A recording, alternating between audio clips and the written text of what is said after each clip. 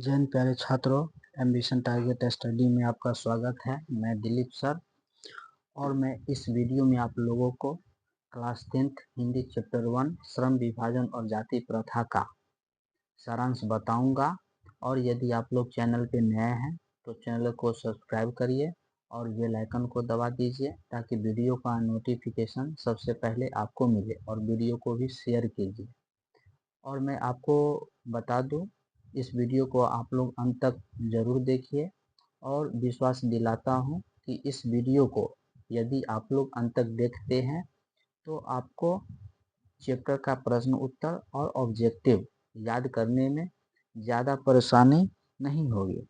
इसके पहले वाली वीडियो में मैं आप लोगों को लेखक परिचय बताया था और इस वीडियो में मैं आप लोगों को पाठ का सारांश बताऊंगा, श्रम विभाजन और जाति प्रथा। तो सबसे पहले आपको बता दूं कि श्रम विभाजन और जाति प्रथा है ना, जो हमारे दादा परदादा जो काम करते आए हुए हैं और उनके आने वाली पीढ़ी भी उसी काम में उलझ जाते हैं बिना रुचि के, बिना किसी रुचि के। तो इसलिए डॉक्टर भीमराव अम्बेडकर ने जो है श्रम विभाजन और जाति प्रथा चैप्टर जो है लिखे हैं। तो चलिए, तो लेखक परिचय तो आप लोग को बताएं थे भी पहले कि इस चैप्टर श्रम विभाजन और जाति प्रथा के लेखक है भीमराव अंबेडकर, ठीक है। और इनका जन्म हुआ था 14 अप्रैल 1891 को। कहाँ? तो मध्य प्रदेश के महू में, ठीक है। उच्च शिक्षा के लिए कहाँ गए? न्यूयॉर्क अमेरिका गए, फिर वहाँ से लंदन गए, ठीक है। और कुछ दिनों तक वकालत करने के बाद राजनीति में आए।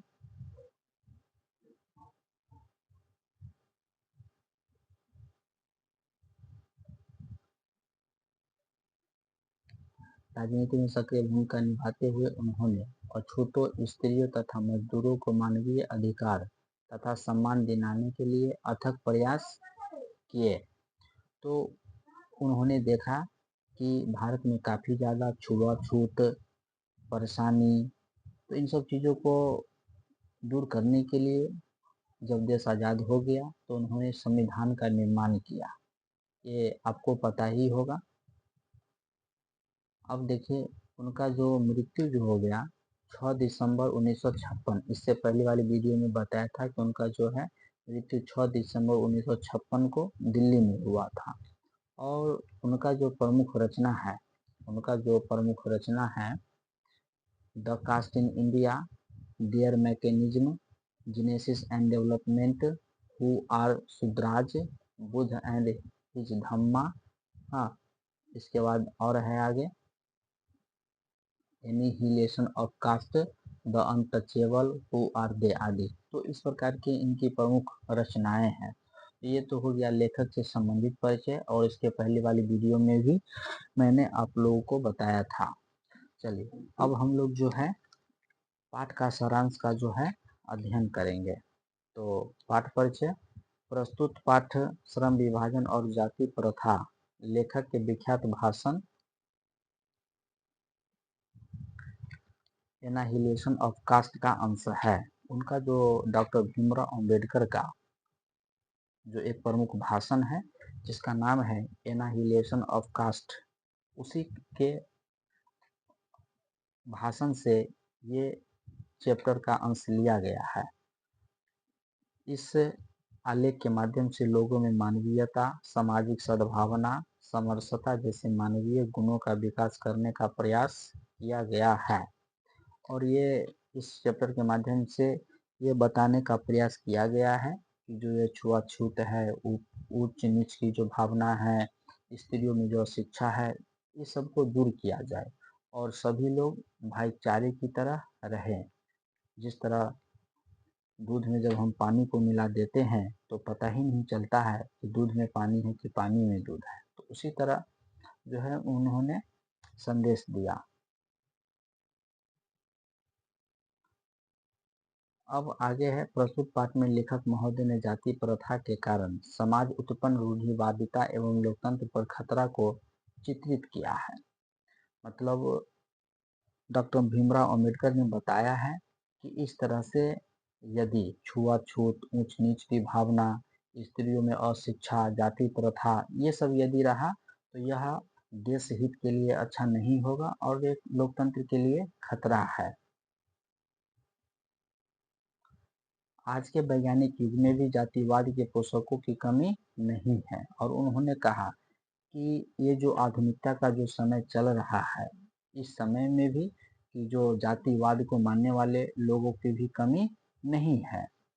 उनका तर्क है कि आधुनिक समाज कार्य कुशलता के लिए श्रम विभाजन को आवश्यक मानता है। उन्होंने कहा कि उनका तर्क है कि आधुनिक समाज जो है वह कार्य कुशलता के लिए श्रम विभाजन को आवश्यक मानता है, क्योंकि जाति प्रथा भी श्रम विभाजन का ही दूसरा रूप है। जाति प्रथा जो है, श्रम का मतलब क्या होता है, काम करना, है ना। तो जाति प्रथा भी जो है श्रम विभाजन का ही क्या है, दूसरा रूप है, जो हमारे पूर्वज पहले से करते आए हैं। किसी के पास किराना दुकान है, किसी के पूर्वज मत्स्य पालन कर रहे हैं, किसी के पूर्वज जो है हलवाई का काम कर रहे हैं और उनका जो आने वाला पीढ़ी है उसी कामों में बिना किसी रोचक के उलझ जाते हैं, जबकि उसका उसमें मन नहीं लग रहा है। तो श्रम विभाजन का दूसरा रूप है क्या, तो जाति प्रथा। परंतु जाति प्रथा के कारण श्रमिकों अस्वाभाविक विभाजन विभाजित वर्गों को एक दूसरे की अपेक्षा ऊंच नीच भी करार देती है, जो विश्व के किसी भी समाज में नहीं पाया जाता है। अब मान लीजिए अब कोई पंडित है, ठीक है, तो उनके आने वाली पीढ़ी भी पंडित ही बनेंगे। यदि कोई हलवाई है तो उनके आने वाली पीढ़ी भी हलवाई का ही काम करेंगे। तो क्या होंगे, भेदभाव होगा कि देखो मेरे पूर्वज बहुत अच्छा काम करते थे, दूसरे को पूजा पाठ कराते थे, और तुम जो है हलवाई का काम कर रहे हो, जूठा प्लेट गिलास धो रहे हो। तो ये क्या है कि ऊंच नीच भी करार देती है, इसको बढ़ावा देती है। आगे है, अस्वाभाविक श्रम विभाजन के कारण मनुष्य स्वतंत्र रूप से अपनी पेशा का चुनाव नहीं कर सकता। अस्वाभाविक श्रम विभाजन, ये जो जाति प्रथा के अनुसार जो श्रम विभाजन होता है, तो वह स्वतंत्र रूप से अपने पेशा का चुनाव नहीं कर पाता है। अब को बताएं, जैसे कि किसी के पिताजी मोची का काम करते हैं, लेकिन उसको मान लीजिए कि गायक बनने का मन है। क्या, गायक बनने का मन है, बहुत अच्छा गीत भी गा लेता है, लेकिन क्या हो कि उनके जो माता पिता है, दादा है, जो भी उनका है, वो डांटते फटकारते हैं, क्या यही काम करेगा, तू नालायक है, तुम मेरे काम में हाथ नहीं बताता है। तो इन सब के कारण वह क्या है कि आगे नहीं जा पाता है और एक अच्छा गायक नहीं बन पाता है। क्यों, क्योंकि जाति प्रथा और श्रम विभाजन के कारण, और माता पिता के सामाजिक स्तर के अनुसार पेशा निर्धारित कर दिया जाता है। मनुष्य को जीवन भर के लिए एक पेशे में बांध भी देती है, और क्या होता है कि वह जीवन भर के लिए एक पेशे में बंध जाता है, भले ही पेशा अनुचित और अपर्याप्त होने के कारण वह भूखे मर जाए। पैतृक पेशा में वह पारंगत नहीं हो, इसके लिए भी चुनाव करना पड़ता है। जाति प्रथा भारत में बेरोजगारी का एक प्रमुख और प्रत्यक्ष क्या है, कारण बनी हुई है।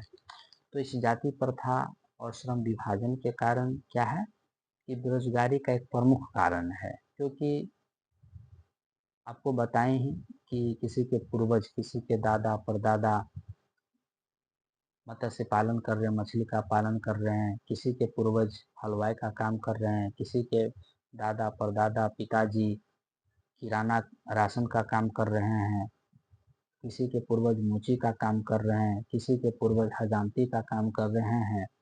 तो क्या है कि जब उनके पिताजी बोले कि मोची का काम करो, क्योंकि उसको उसमें जो है रुचि नहीं है और कोई पारंगत नहीं है, ठीक है, तो वह क्या होगा, सही से काम नहीं कर पाएगा, जिसके कारण क्या होगा, वह बेरोजगार रहेगा।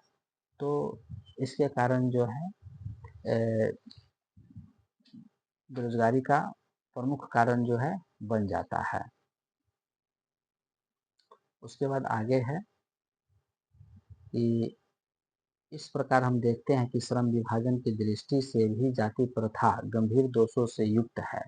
आज के उद्योगों में गरीबी और उत्पीड़न इतनी बड़ी समस्या नहीं, जितनी यह कि बहुत से लोग निर्धारित कार्य के को अरुचि के साथ विवशतावश करते हैं।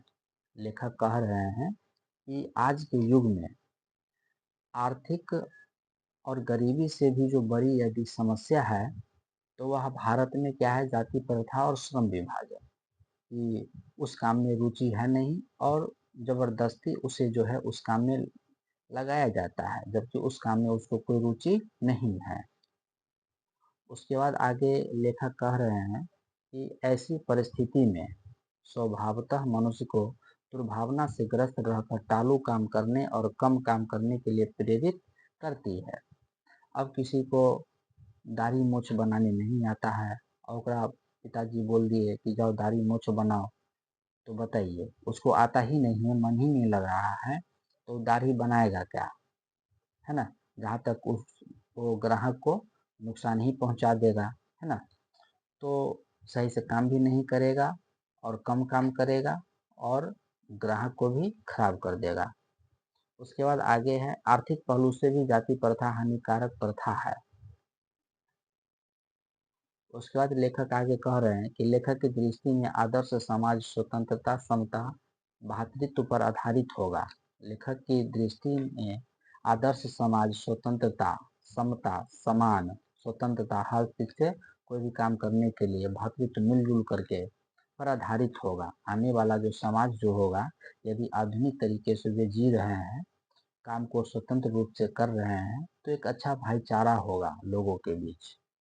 भाईचारे में किसी को क्या आपत्ति हो सकती है। आदर्श समाज में गतिशीलता होनी चाहिए कि वांछित परिवर्तन समाज के एक छोर से दूसरे छोर तक संचारित हो सके। और आगे लेखक कह रहे हैं कि दूध पानी के मिश्रण की तरह भाईचारे का यही वास्तविक रूप है। जैसे अब हम दूध में पानी को मिलाते हैं तो पता नहीं चलता है कि दूध में पानी है कि पानी में दूध। तो उसी तरह जब भाईचारे जो बनेगी तो पता ही नहीं चलेगी कि वह किस जाति से है, वह किस जाति से है, वह ऊंच है कि नीच है। तो ये सारा चीज क्या होगा, भाईचारे बनने से खत्म हो सकता है। और इसी का दूसरा नाम लोकतंत्र मूलतः सामूहिक जीवनचर्या की एक रीति तथा समाज के सम्मिलित अनुभवों के आदान प्रदान का नाम है। और इसी तरह जब हम भाईचारे बना के रहेंगे तो हमारा देश आगे बढ़ेगा और एक अच्छे राष्ट्र का जो है निर्माण होगा। इसमें यह आवश्यक है कि अपने साथियों के प्रति श्रद्धा व सम्मान का भाव हो। और हम लोग को ये होना चाहिए कि हम कामों के लिए अपने समाज के लोगों को प्रेरित करें। उसे जिस काम में मन लगे उस काम के लिए हमें उसे प्रेरित करना चाहिए। और इस पाठ से हम लोगों को यह सीखने को मिलता है कि हम जिस काम में पारंगत है, जिस काम में हमें रुचि है, हमें वही काम करना चाहिए। यदि मान लीजिए कि सचिन तेंदुलकर को यदि उनके पिताजी कहते कि तुम जो है गायक बनो, तो क्या वो एक अच्छा क्रिकेटर बन पाता? नहीं। यदि लता मंगेशकर को कहते कि तुम एक अच्छा डांसर बनो, तो क्या वो एक अच्छा गायकी बन पाती? नहीं। तो आप अपने रुचि के अनुसार काम को चुनिए, क्योंकि अब आधुनिक भारत में हर चीज़ की स्वतंत्रता है। आप कोई भी काम कर सकते हैं, किसी भी जाति के लोग कोई भी काम कर सकते हैं, है ना। हलवाई राशन का दुकान खोल सकते हैं, मोची भी राशन का दुकान खोल सकते हैं, तो कोई कोई सा भी काम कर सकता है। यही लोकतंत्र की जो है एक सुंदरता है और खासियत है। तो मैं उम्मीद करता हूँ कि आप लोगों को यह सेशन और यह जो मैंने आप लोगों को बताया बहुत ही अच्छा लगा होगा और समझ में आया भी होगा।